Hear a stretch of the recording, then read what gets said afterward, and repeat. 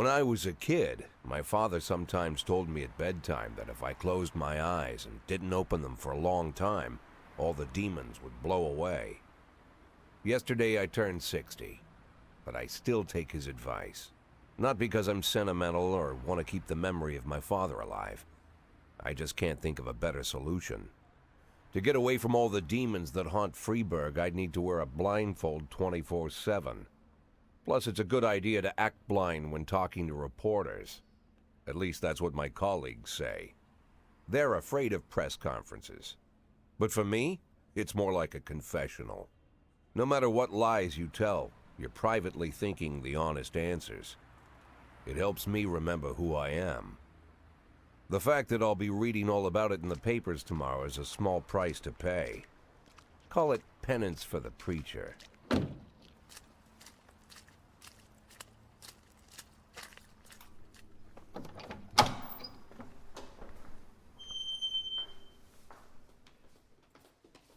This is the first time I'm afraid of those answers my mind has given me. Not because I'm mad I'm losing my job. Though it's true, I'm mad as hell. Not because I subconsciously blame everyone else. Though I damn sure do blame them. And don't even ask me what my next move is. I can't imagine. But even that doesn't scare me. The worst thing is, I know I'm gonna have to do something. And I'll be damned if I know how far I'll go. I may have a lot of vices, but predictability isn't one of them.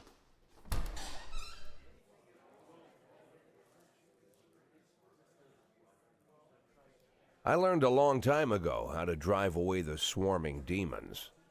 But what do you do when they're trying to rip your soul from your skin? Shutting my eyes tight as I can.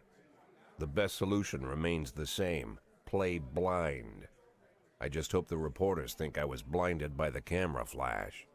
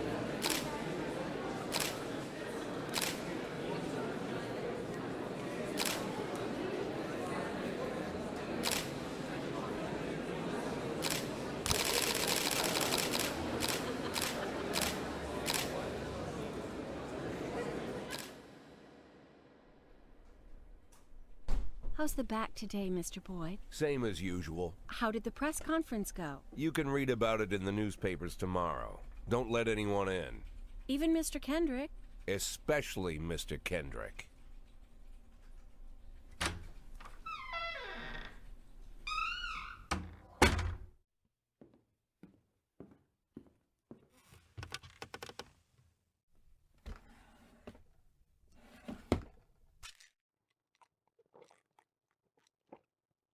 As soon as I heard the door creak, I knew what face I'd see. When I tell Emma not to let anyone in, there's only one man it could be. Rude, arrogant, no warning. That's Mayor Rogers in a nutshell. White summer shoes, white socks, white shorts, white polo shirt, and the white smile of a hungry shark. Mayor Rogers enters every room like he owns the place. Even the floorboards under his feet sound like they're creaking an apology. He never shied away from the odd corruption scheme. It's like the devil walks behind him. In the movies, the villains controlling the city play golf with the judges. Rogers plays tennis with them instead. That's about the only difference. Jack, I was hoping to catch you after the press conference. You ran away so quick. There's no smoking at City Hall. No reason for me to hang around. Well, this morning I signed a ban on smoking in all public buildings. Soon you won't be able to smoke here either. Soon enough, I won't be here at all. That's what I wanted to talk to you about. The people of this city like you, Jack. The police chief of all people. Don't betray that, Jack. Don't get wrapped up in any schemes. Sit nice and quiet for the next 180 days, and you'll be remembered as a hero. That's the only thing that you still have left. Be the hero. Then how am I supposed to scrape together a retirement fund? You had a million chances to secure a luxury pension, one that even I would have envied, although I've never set aside any money for myself. I'm not planning to retire anytime soon.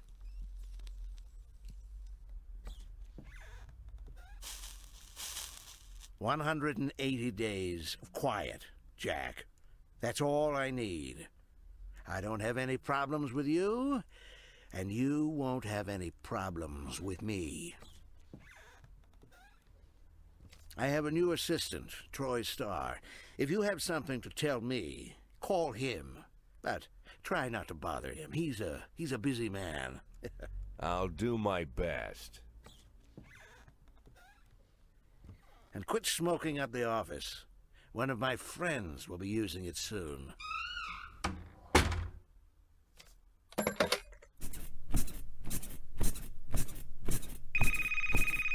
Oh, I'm sorry, babe. Only the mayor has this number. Mr. Mayor? Yeah, is this Troy Starr? Yes? Go fuck yourself, Troy Starr.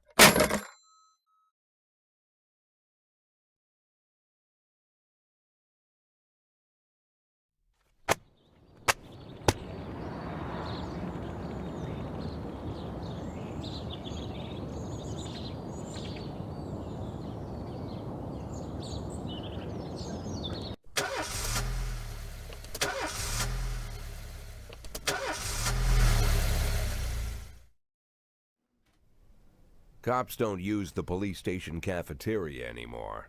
There's some kind of stigma against sitting shoulder to shoulder with your partners. Everybody just takes snacks from the machines or grabs a meal and hammers it down in the corner like a vulture on a corpse.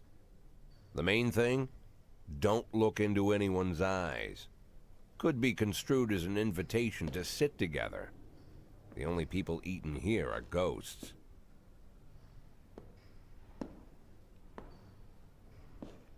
My deputy, Francis Kendrick. He recently became one of those ghosts. The subject of one of the most devastating corruption scandals in the history of Freeburg. No evidence to support the accusations, but everyone knows Kendrick's days are numbered. I need that file I asked for. Needs to be ready tonight. Francis didn't say anything, but I understood. Ghosts aren't supposed to talk. Besides, I got a feeling he was already finished.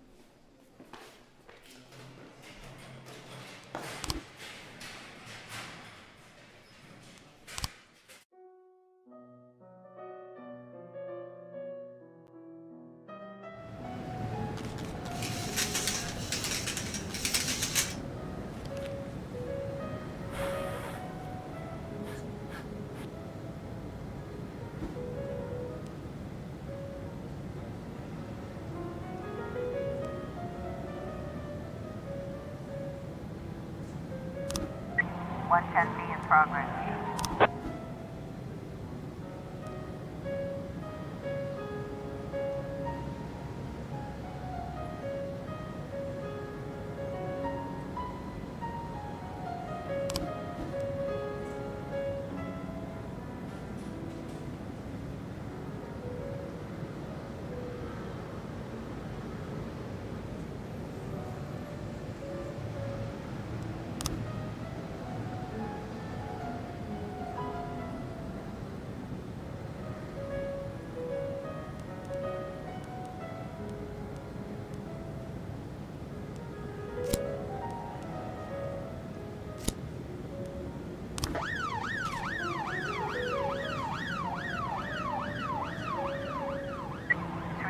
A in progress.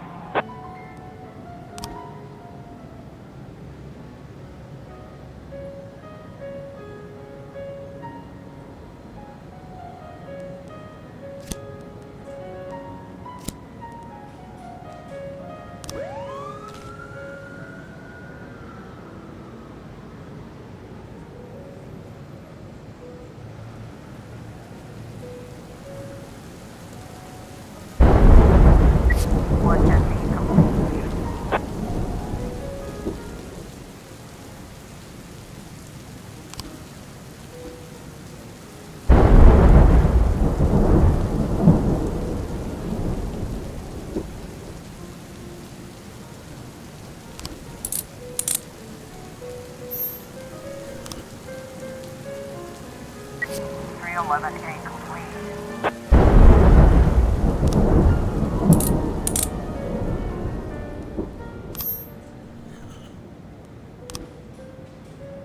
910C in progress. 311A in progress.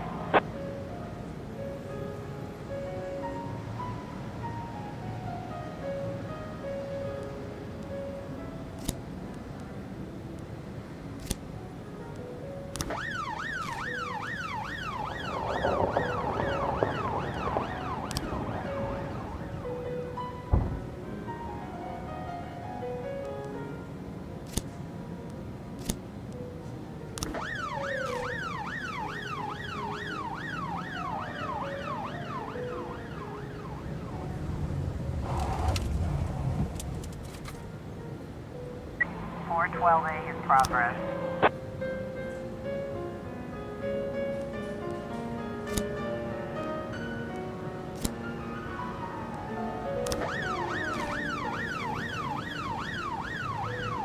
Looks like we have a situation here. Complete.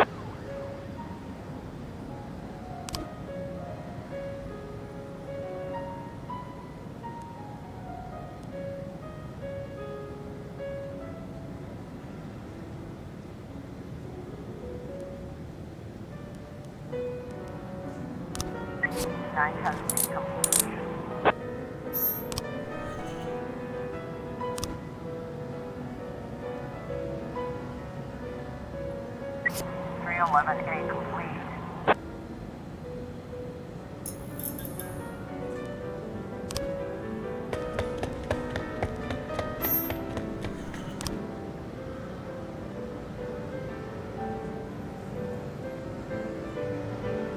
Or 12A.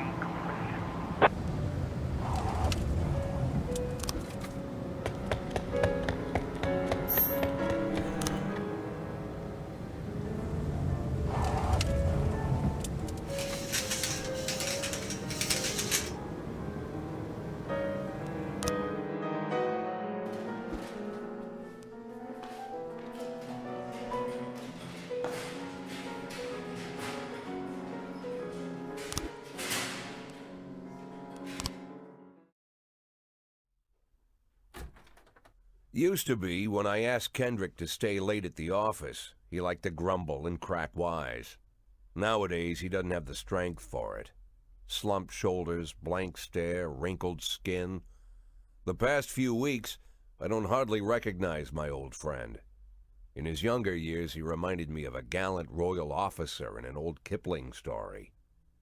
Kendrick isn't just crumbling under the weight of the public pressure, but from the shame of it all. Internal Affairs raided the library he inherited from his grandfather, hoping they'd find buckets of cash stashed in the pages.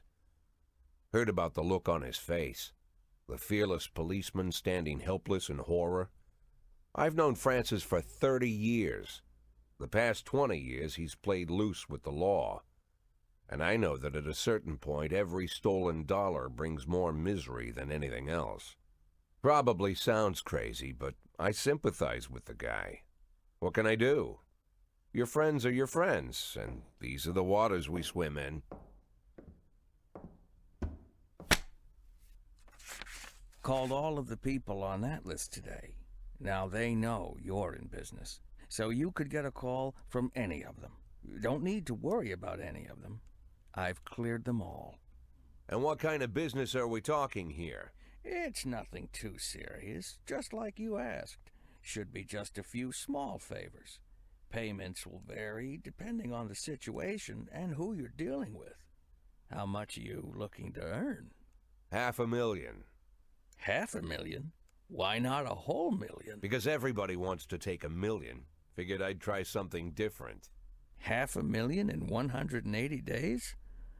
Well, you could earn it all above board if you netted all the big fish and hit all your bonuses. Never knew you for a fisherman. Well, you never got into my business, and I'm not trying to get into yours.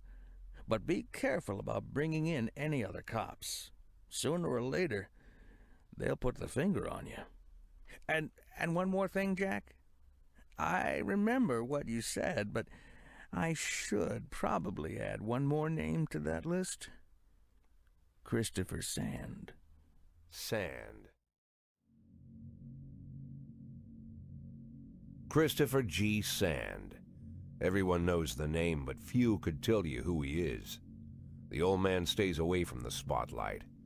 Always wears old-fashioned jeans and knitted sweaters. Gives to charity. Rarely attends social events. An avid hunter, I hear. Even dabbles in poetry. You'd never guess he's the head of the oldest and most powerful gang in the city. Goes back as far as his great-grandfather. And Sand is strict about following the old rules. He rarely involves himself in commonplace murders and robberies. Hardly needs to intimidate anyone to get his point across. The people who work for him each have their sphere. They provide protection where needed, even work with the authorities when they want to make a deal. Meanwhile, Sand pulls the strings without getting his hands dirty. People sometimes mistake his quiet approach.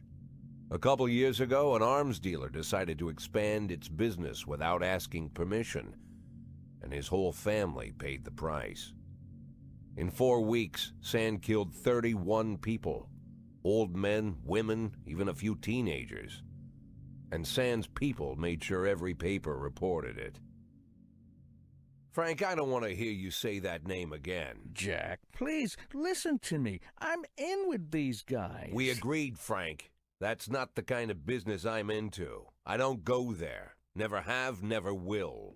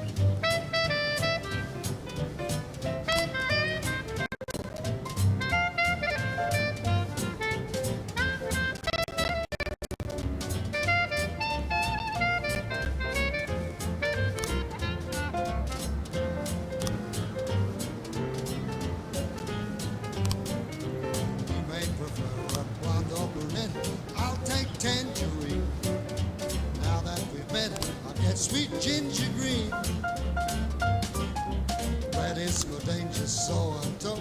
I know just what they mean. Gotta be bold, the whole sweet ginger green. She's sweeter than Sue and Georgia Brown. Beats Lulu too when she's back in town. Now she can shimmy like Sister Kate. She's a dancing 211 in progress. for a king. Swing sweet ginger green.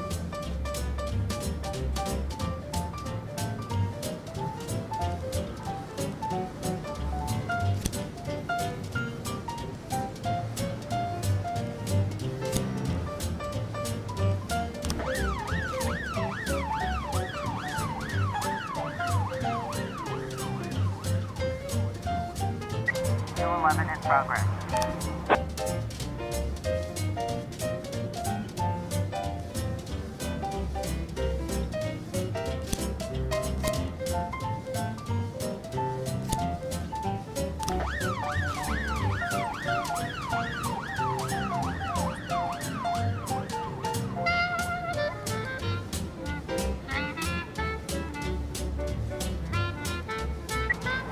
Complete.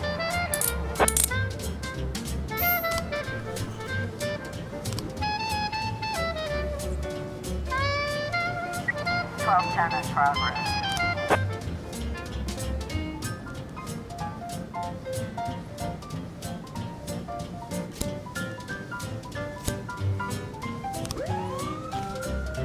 Now she can shimmy like Sister Kate. She's just a dancing queen. Fit for a king. Swing sweet ginger, swing sweet ginger green.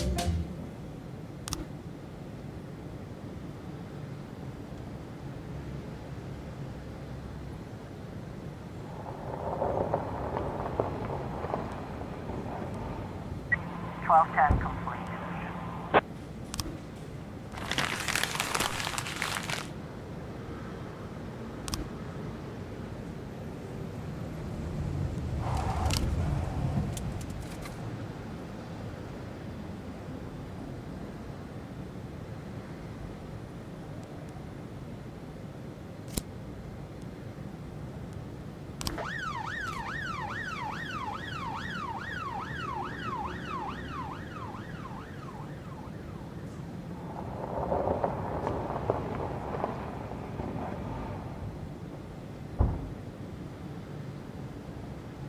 1111B in progress.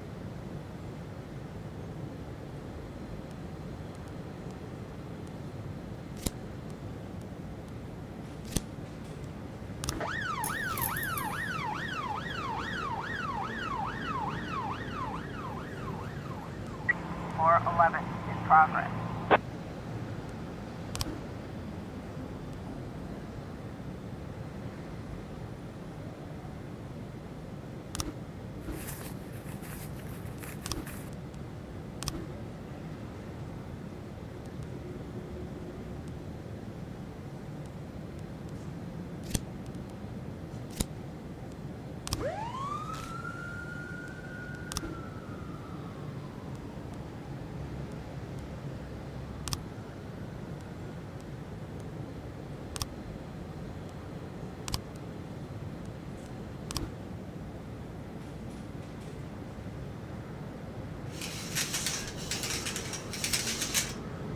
We've got a situation here.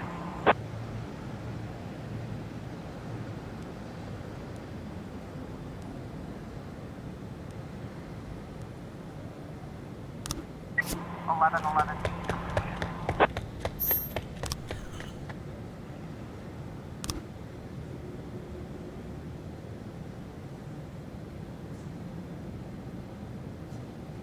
Floor 11 complete.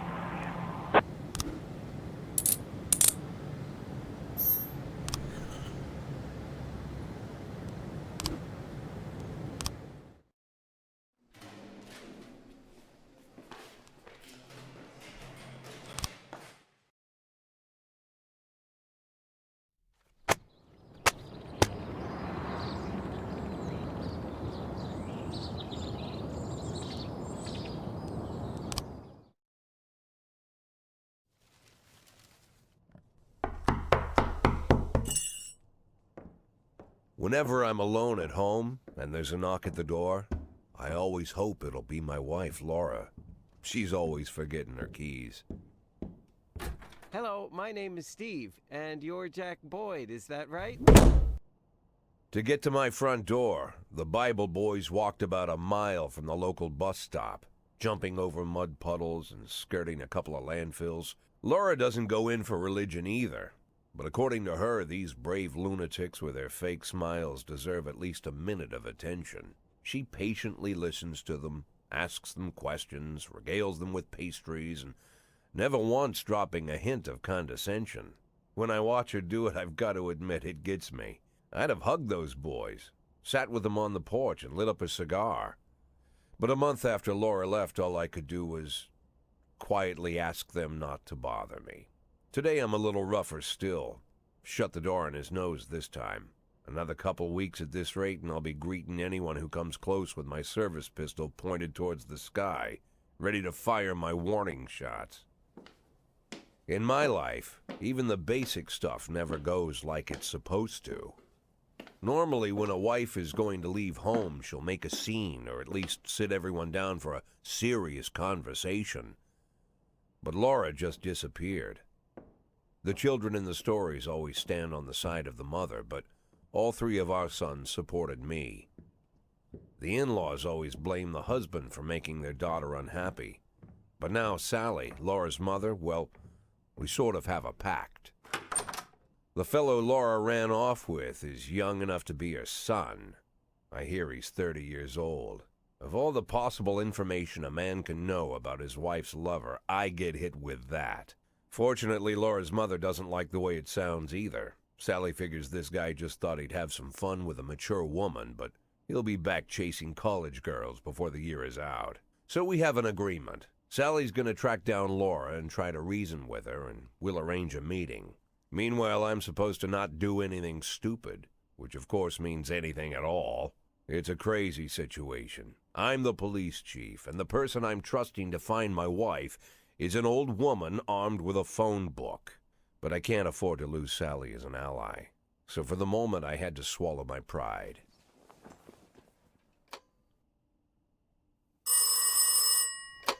Hello. Mrs. Markham, this is Boyd. Oh, is there any news? That's what I wanted to ask you. Have you found anything? An address, phone number? Have you spoken to her? Don't worry, Jack. I've narrowed the range to 2 suspects, or whatever you like to say at your police building. At my police building, we find people faster than a funny old woman chirping on the phone with my wife's girlfriends. Oh, you're an old man, Jack. Come to your senses. They'd give us straight odds on the street. But I've got more energy, Jack. Maybe you think I'm a foolish old woman, but I go to my book club, argue with the girls about Byron, and it gives me energy. I talk to my dogs, and it gives me energy. And you have nothing, Jack. You don't even have a hobby. You got no passion. It's why Laura left you. Let's not go back into that, Sally. Find my wife, and we can discuss my hobbies later. I'm waiting for your call, and my patience is running thin. Laura, if you've stopped loving me, I'll let you go. I can't expect the impossible from you. Just don't let me die out here, okay?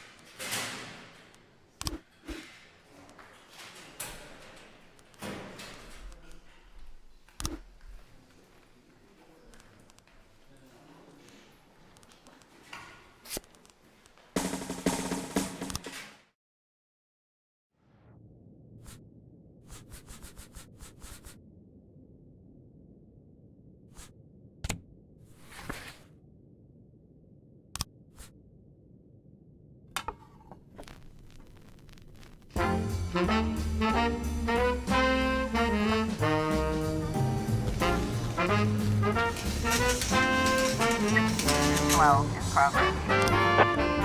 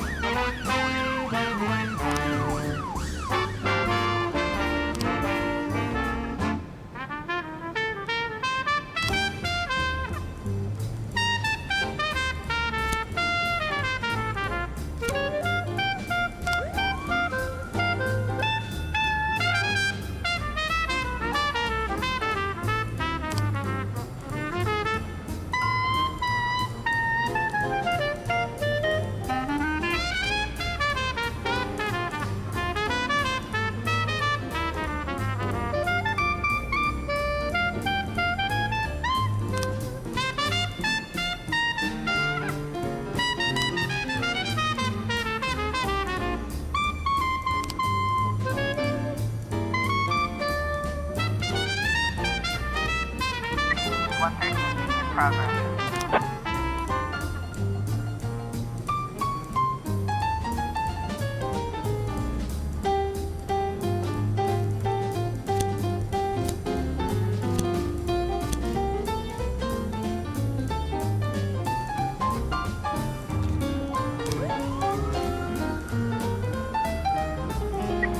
212 complete.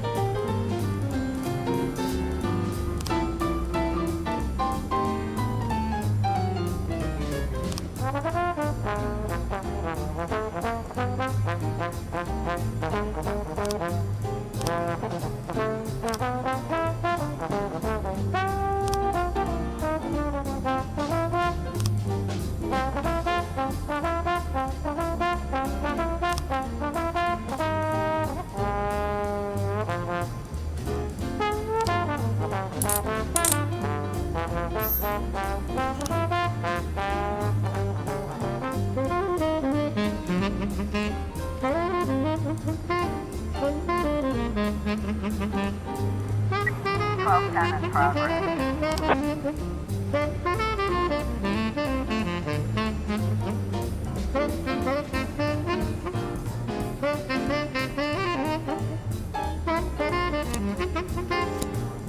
Looks like we have a situation here.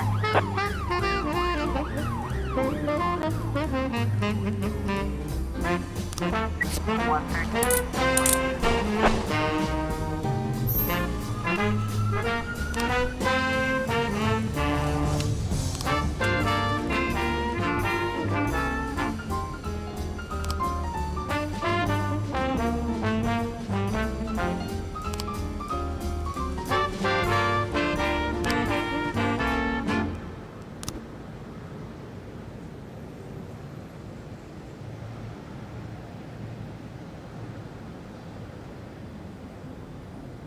Twelve ten complete.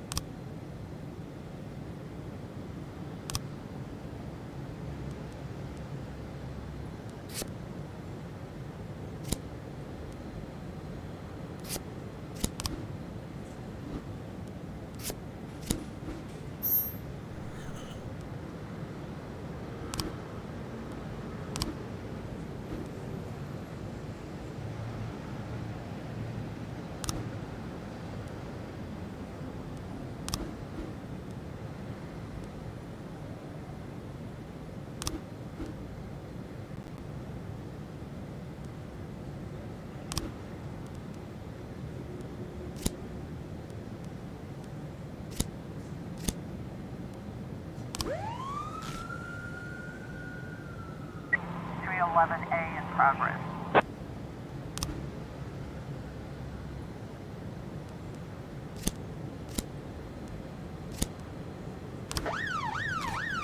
Three 11A in progress.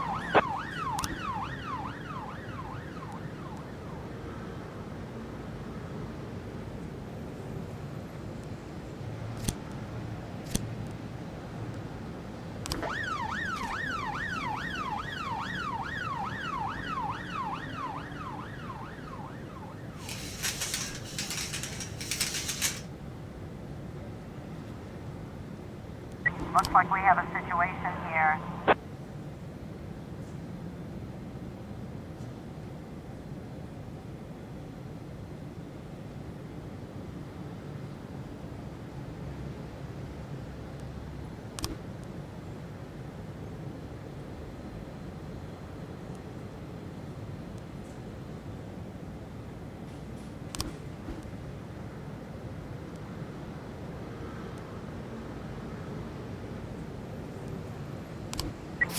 311A complete.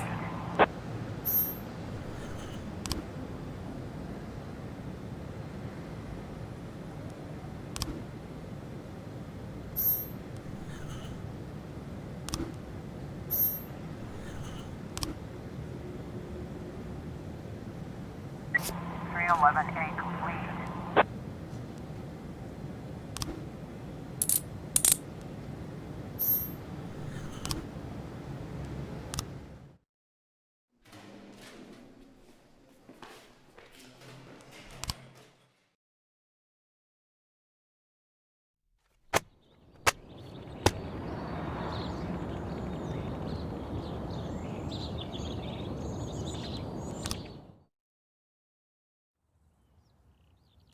Why would a man need a barn?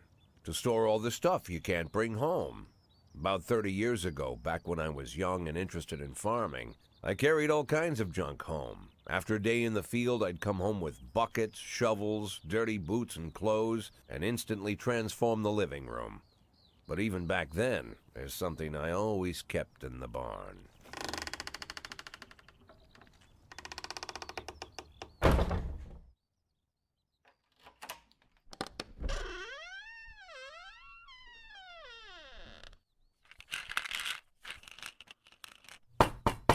I stopped keeping my pills inside the house because every time I was about to take a triple, someone would knock on my bedroom door. Now they're knocking on my barn door. Well, fine. It's not every day that someone comes to visit your barn. In all the years we worked together, Kendrick never came to visit the house.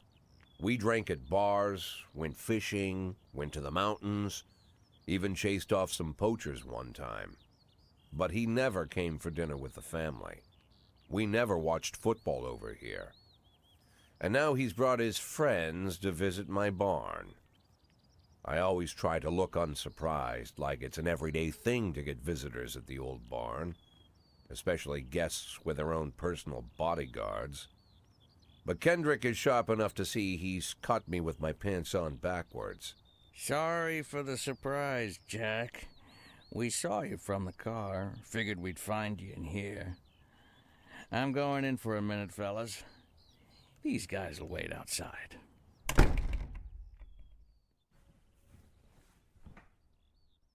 How long you been dating the lover boys? They're Sans people, Jack. Yeah. So now you're appearing in public with members of the Mafia? Jack, I'm leaving tonight. More like fleeing. Jenny and I are taking the girls and making a run for it. Probably won't be seeing each other again. I've got new documents, a new name, a new life, everything new. The papers say you're still working your last week for the department. I've got to get out today. I won't be getting another chance. Don't know if you noticed, but the whole city is against me. You told your Mafia friends about your plans. Jackie, if I don't fix everything with them in the next few hours, they're going to kill me. And not just me. My family, my relatives, God, Jack, I don't know who else. They found out that I was planning to run, and they demanded that we close our contract today. Your contract, Frank? Really? Is that how you talk now? Maybe you should call in the lawyers to straighten all this out. Now is not the time, Jack, please. I have a commitment to them until the end of the year. They need an inside line at police headquarters. I can't just give them back the money. That's not how the Mafia works. If I can't find someone I can trust tonight, I'm dead. You know me, Jack. I wouldn't ask you if I wasn't afraid they'd cut my daughters to pieces before sunrise. He's the damn fool who puts his daughters in the crosshairs in the first place. Anyone in my place would have dressed him down good. But I didn't want to pile it on. Fate's already got this guy's soul in the grinder.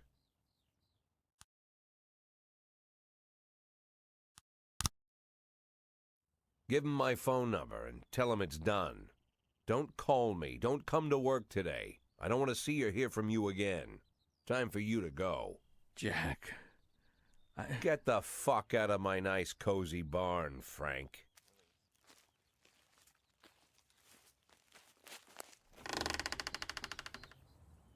At the time, I was trying not to think about what just happened. It was almost too much to take in. I'm probably the most popular police chief in the history of the city, and I have to admit, I've thought about that more than once, sometimes with a little pride even. In one of the features they wrote about me in the papers, they said it pretty plain.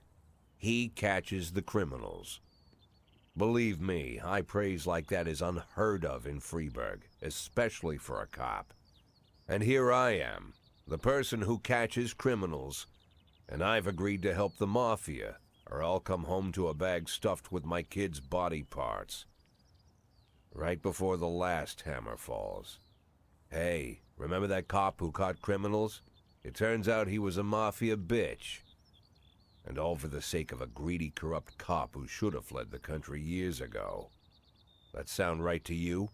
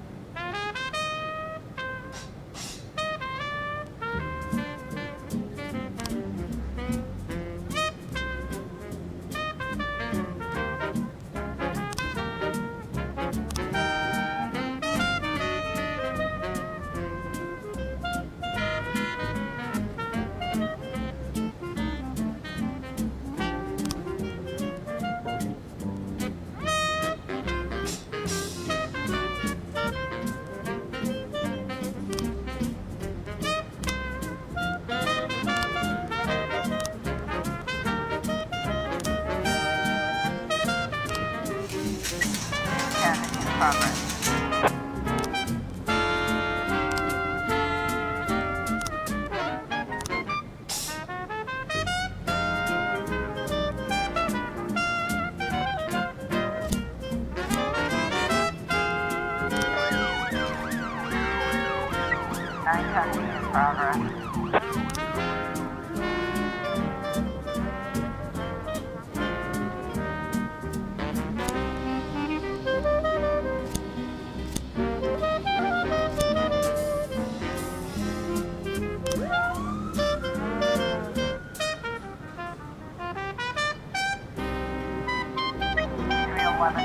Progress.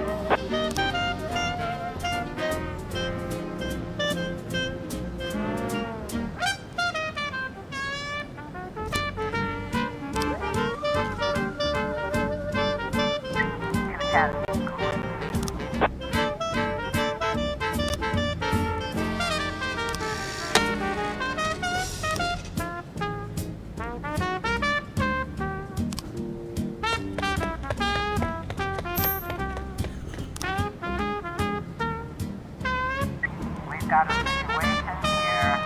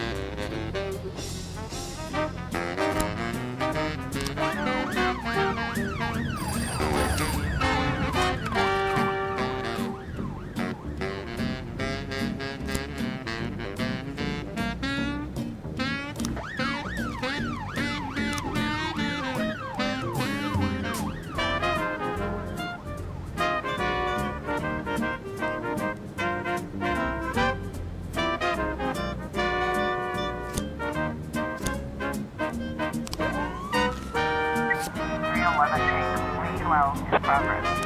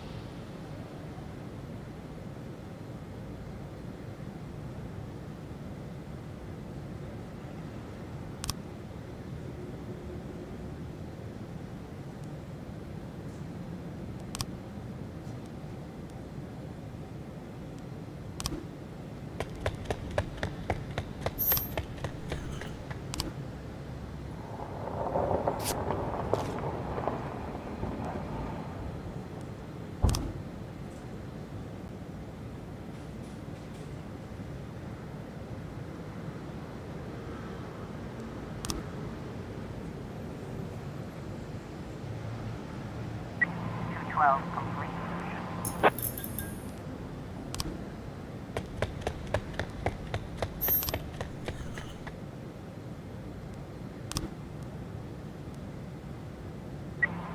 In progress.